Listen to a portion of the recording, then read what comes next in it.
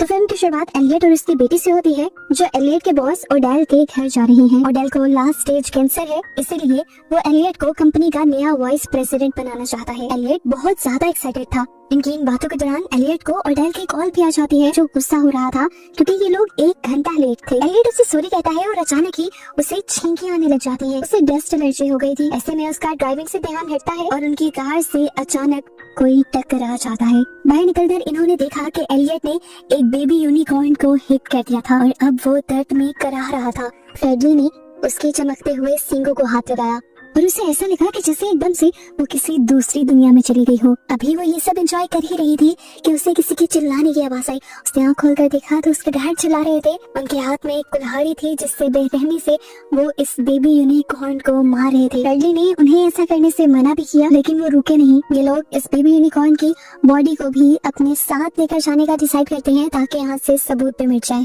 Finally अब ये लोग ओडेल के घर पहुंच गए। इसके बाद हमें ओडेल और एलियट की मीटिंग दिखाई जाती है, जहाँ ओडेल उससे कहता है, मैंने अब अपनी मौत को एक्सेप्ट कर लिया है और मेरे बाद मुझे लगता है कि ये कंपनी सिर्फ तुम ही संभाल सकते हो। उसकी हाँ में हाँ मिलाते हुए एलियट इन्हें बिजनेस से रिलेटेड बहुत सारे प्रपोजल्स देने लग जाता है। इससे पहले कि ओडेल इन पेपर्स पर साइन कर देता, वो एलियट से कहता है, अभी नहीं, अभी मुझे लगता है कि मुझे तुम्हारे और रेडली के साथ थोड़ा सा और टाइम स्पेंड करना चाहिए।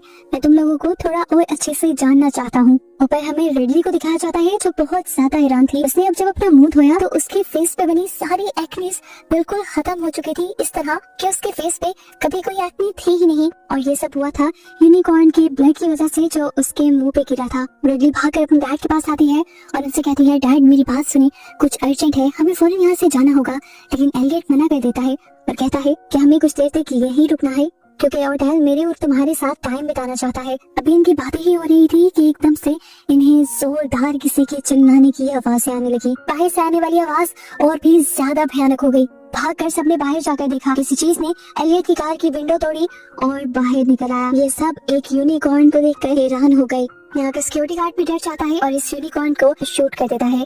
सब हैरान हुए, यही सवाल कर रहे थे, आखिर ये क्या चीज है। रेडली ने कहा, इतनी भी कोई रॉकेट साइंस नहीं, साफ नजर आ रहा है कि ये एक बेबी यूनिकॉर्न है। एलियट को भी लगा कि अब कुछ भी छुपाना ठीक नहीं, इसलिए उसने ओडेल के सामने कन्फेस कर लिया कि ये यूनिकॉर्न मेरी ही कार से हिट हुआ था।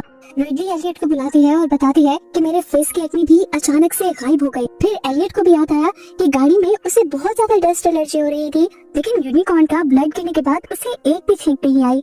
एलियट को ये भी याद आया कि जब वो ओडेल को पेपर्स दिखा रहा था तो एकदम से उसे नजर आना भी बंद हो गया था और जब उसने चश्मा उतारा तो उसे ठीक नजर आने लगा, यानी उसकी अब नजर भी ठीक हो गई थी। रात में अब एलियट रेडली से मिलने के लिए आता है, जो परेशान बैठी थी। वो रेडली से सवाल करता है, तुमने जब यूनिकॉर्न का हॉर्न पकड़ा था तो क्या तुमने कुछ देखा था? वो बता देती है कि मैंने यूनिकॉर्न के साथ एक अजीब सा कनेक्शन फील किया था और अब मुझे ये लग रहा है कि हमने यूनिकॉर्न ओडेल की फैमिली को देखकर बहुत ही ज्यादा बुरा किया है। वो मुझे लालची लग रहे हैं। वो उसे कहती है, हम यूनिकॉर्न को आजाद करवा के यहाँ से चलते हैं, पर एलियट ने उसे मना कर दिया और कहा, ऐसा सोचना भी बारी, क्योंकि मोशन रुक जाएगी। उसकी खुदगर्जी को देखते हुए रेडली ने गुस्से में उसे कमरे से बाहर निकाल दिया और खुद अपनी फैमिली की पिक्चर्स देखने लगी। अपनी मॉम की एक पिक्चर के पीछे वो यूनिकॉर्न की एक सीनरी देखती है और फौरन यूनिकॉर्न्स की हिस्ट्री के बारे में सर्च करने लग जाती है। हिस्ट्री पढ़ते हुए उसे पता चला कि बहुत सारे हंटर्स और बादशाहों ने यूनिकॉर्न्स को हंट करने की कोशिश की, लेकिन कोई भी कामयाब ना हो सका सिवाय एक अच्छी साफ दिल लड़की के। उस लड़की के जरिए आखिर उन्होंने उस यूनिकॉर्न को मार दिया। मारकर उसे कैसल में रखा गया, जिसके बाद से उसे शाही गुलाम बना लिया गया। लेकिन फ्रेंच रेवोल्यूशन के बाद यूनिकॉर्न की ये कहानियां बदलने लगी और इन कहानियों में यूनिकॉर्न्स को मॉन्स्टर्स दिखाया गया। ये सब सर्च करने के बाद वो सो गई और उसे रात में बहुत ही डरावने जंगलों के ख्वाब आए। खैर सुबह जब उठी तो उसे और एलियट को टेस्ट के लिए ले जाया गया, क्योंकि उनकी बॉडी पे यूनिकॉर्न ब्लड लगा था। डॉक्टर्स और साइंटिस्ट की टीम ये देखना चाहते थे कि यूनिकॉर्न के ब्लड ने उनकी बॉडी में क्या क्या चेंजेस किए हैं। ओडेल ने अपने ही घर पे पूरी साइंस लैब खोली थी, जहाँ पे अब उस यूनिकॉर्न को भी टेस्ट किया जा रहा था। काफी कुछ जानने के बाद डॉक्टर सोंग, जो कि सबसे बड़े साइंटिस्ट थे, वो इन सबको प्रेजेंटेशन देते हैं और बताते हैं कि यूनिकॉर्न के अंदर कितनी यूनिक एबिलिटीज हैं। उसका ब्लड और सींग किसी को भी हील करने की ताकत रखते हैं। तभी यहाँ पर डॉक्टर भाटिया यूनिकॉर्न के यूनिक हॉर्न्स के बारे में बात करने लगती है, जो बायो इलेक्ट्रिकल सिग्नल रिलीज कर रहे थे। लेकिन अपनी बात को कंफर्म करने के लिए इन्हें थोड़ी सी और स्टडी करनी थी। ओडेल और ओडेल का बेटा दोनों ही उनको इस चीज की परमिशन दे देते हैं। ये कंफर्म होने के बाद कि यूनिकॉर्न के सींग का पाउडर किसी भी बड़ी बीमारी को हील कर सकता है, उसे पहली मर्तबा एक्सपेरिमेंट किया जाता है ऑर्डर पे ही, क्योंकि उसे लास्ट स्टेज कैंसर है, मरना उसे वैसे भी है। तो अगर एक्सपेरिमेंट का कोई साइड इफेक्ट हो भी गया तो उसे कोई एतराज नहीं। अब ये सब हो ही रहा था कि एकदम से दूसरे डॉक्टर्स को पता चला कि यूनिकॉर्न्स के बायो इलेक्ट्रिकल सिग्नल और भी ज्यादा स्ट्रॉन्ग हो गए हैं। यहाँ एलियट और ऑर्डल दोनों ही एक साथ बैठे थे। ऑर्डल को अभी तक अपनी बॉडी में कोई नेगेटिव चीज नहीं फील हुई थी, यानी कोई तकलीफ फील नहीं हुई थी, तो इसलिए उसे लग रहा था कि वो ठीक होने वाला है, जिसके लिए वो एलियट का शुक्रिया भी अदा करता है, क्योंकि उसकी वजह से उसे नई जिंदगी मिल रही थी। वो एलियट को अपना बिजनेस पार्टनर भी कहता है और इतनी सी बात से एलियट खुश हो जाता है। इधर ऑर्डल का बेटा नोटिस करता है कि रिडली अभी भी यूनिकॉर्न्स के बारे में रिसर्च कर रही है। थोड़ी देर में हम देखते हैं कि यहाँ पर ऑर्डल आ गए। सभी लोगों के साथ साथ डॉक्टर सॉन्ग खुद तक हैरान थे कि चंद ही घंटों में लास्ट स्टेज कैंसर पूरी तरह ठीक किस तरह हो सकता है। ऑर्डल की पूरी फैमिली और एलियट भी खुश था, लेकिन रिडली अनकंफर्टेबल नजर आ रही थी।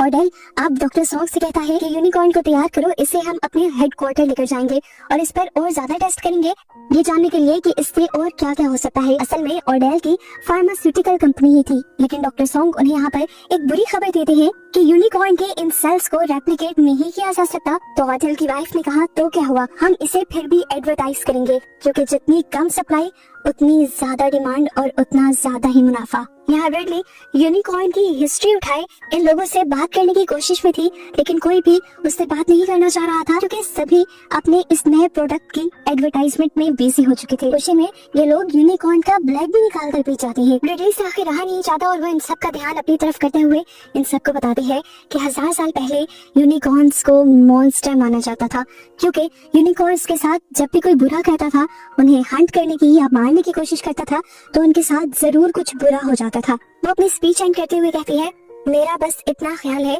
कि हमें इस यूनिकॉर्न को आजाद कर देना चाहिए। लेकिन ये सारे मिलकर उसी पर तंज करने लग जाते हैं, उसी को गलत कहने लग जाते हैं और ऑर्डल तो गुस्से में एलियट को कुछ इस तरह से घूरता है जैसे वो कह रहा हो, देखो अपनी बेटी को क्या कह रही है। रिडली जान गई थी कि ये लोग तो लालच में बिल्कुल पागल हो चुके हैं। वो फैसला करती है कि मैं तो इनका साथ नहीं दूंगी। वो अपने डैड को भी वार्न करती है, लेकिन उसके डैड उसके साथ चलने पे नहीं मानते और वो गुस्से में घर से बाहर आ जाती है यहाँ से जाने के लिए। उसे आसमान में कुछ अजीब रोशनियां दिखाई देती हैं, जबकि यहाँ हम देखते हैं कि उस यूनिकॉर्न को सेफली हेडक्वार्टर्स में पहुंचाने के लिए एक अजीब सी टनल बनाई गई थी। डॉक्टर सॉन्ग और पथरा जब यूनिकॉर्न को इस टनल से ले जा रहे थे, तो अचानक से उनकी मशीन्स ने सेंस किया कि यूनिकॉर्न के हॉर्न से निकलने वाले बायो इलेक्ट्रिकल सिग्नल्स एकदम से एक हद से ज्यादा स्ट्रॉन्ग हो गए हैं। इससे पहले कि कुछ करते, यहाँ पूरे एरिया की लाइट चली जाती है और सारी इलेक्ट्रॉनिक डिवाइसेस भी बंद हो जाती हैं।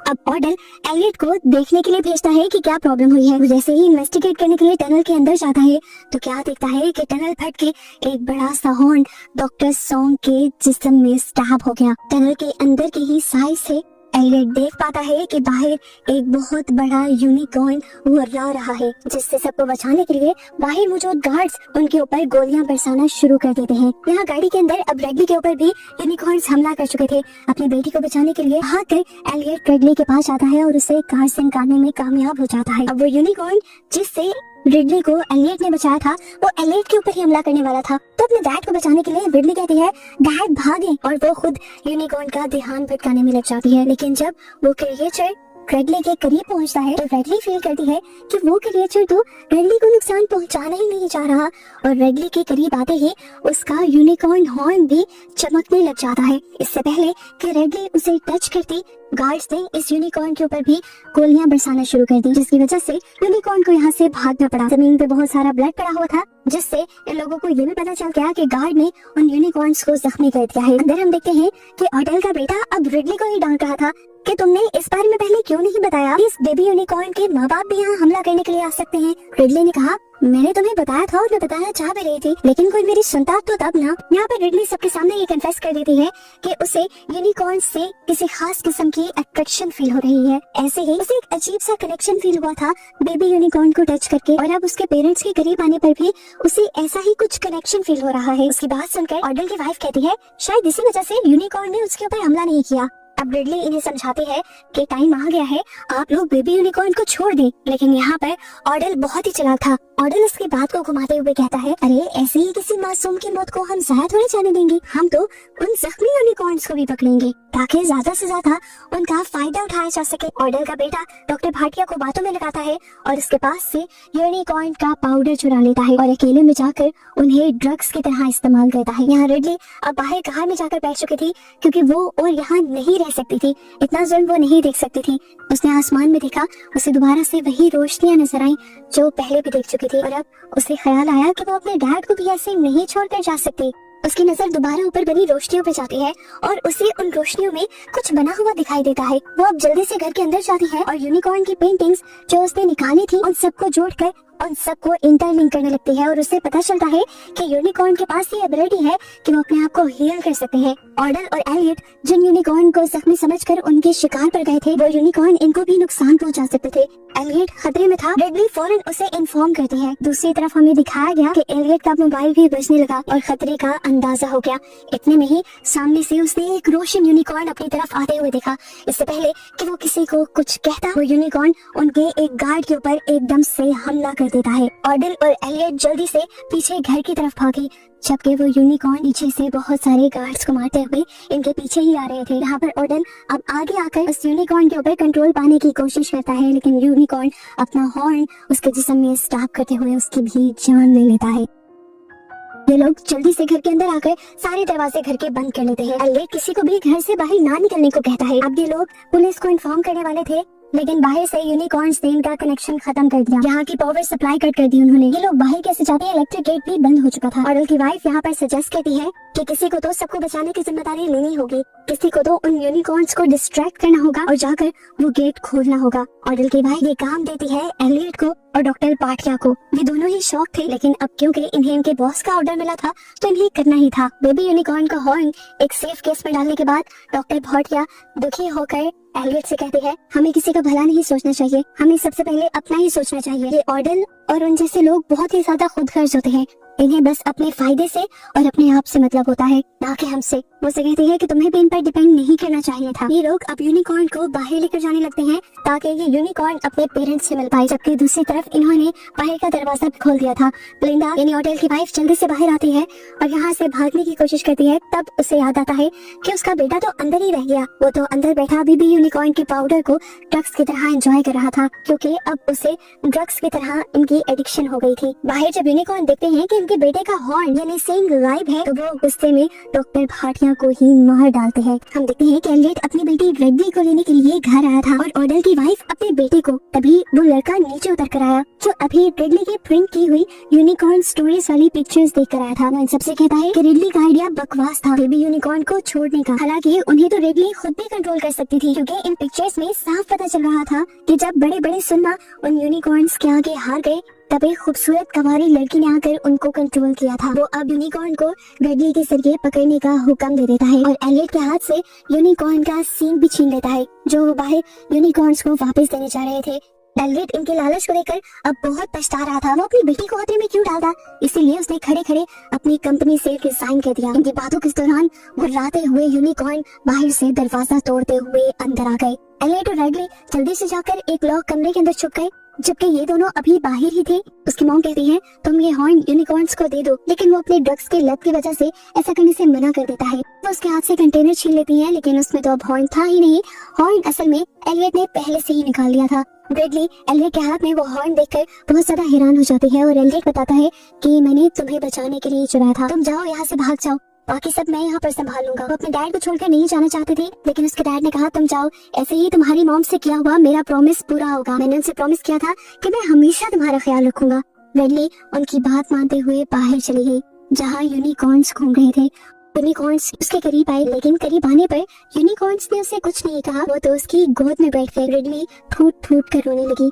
यूनिकॉर्न्स को ऐसे आराम से बैठा देखकर शेफर्ड गिनी उस लड़के के दिल में दोबारा लालच आ जाता है और वो रिडली की गोद में लेटे हुए ब्लैक यूनिकॉर्न के पांव बांधना शुरू कर देता है ताकि वो उसे पकड़ सके। इससे पहले कि वो यूनिकॉर्न्स के साथ कुछ भी गलत करता, यहाँ पे एलियट आ जाता है जो अपने हाथ में पकड़े हुए यूनिकॉर्न के सींग को शेफर्ड के अंदर स्टैब करते हुए उसे मार देता है और उसकी लालच को भी यही खत्म कर देता है। इतनी दर्द और तकलीफ में भी शेफर्ड ने अपने हाथ में पकड़े हुए एरो से एलियट को जख्मी कर दिया। दर्द के जुनून में एलियट ने भी शेफर्ड को उठा के वहाँ से दूर फेंका और ये दोनों ही गिर गए। डिडली जल्दी से अपने डैड के पास आती है और देखती है कि उसके डैड अपनी आखिरी सांसें ले रहे थे। एलियट मर जाता है और डिडली रोने लग जाती है। उसके रोने पर ये दोनों यूनिकॉर्न्स अपनी अपनी सींग मिलाते हैं और यहाँ पे एक मजे का जादू करते हैं जिससे एलियट के जिस्म में वो दोबारा जान डाल देते हैं, उसे दोबारा जिंदा कर देते हैं। डिडली अपने डैड को दोबारा से जिंदा देखकर बहुत ज्यादा खुश थे। ये दोनों जुनून में एक दूसरे को गले लगा लेते हैं और इतना नहीं, यहाँ पुलिस भी पहुंच जाती है। जिन्हें लग रहा था कि यहाँ जितने भी लोगों की मौत हुई उसके पीछे डिडली और एलियट ही है, इसीलिए उन्होंने इन दोनों को पकड़ लिया। हालांकि एलियट और डिडली ने उन्हें सारी कहानी सुनाने की भी कोशिश की, लेकिन ऐसी फिल्मी कहानी कौन सुनने को तैयार था। लेकिन तभी यूनिकॉर्न्स भागते हुए आते हैं और इन्हें सिग्नल्स देते हैं। वो डिडली को ऐसे मुसीबत में नहीं छोड़ सकते थे। यूनिकॉर्न्स को इनकी तरफ आता दिखाते हुए ये मूवी यहाँ पर खत्म हो जाती है।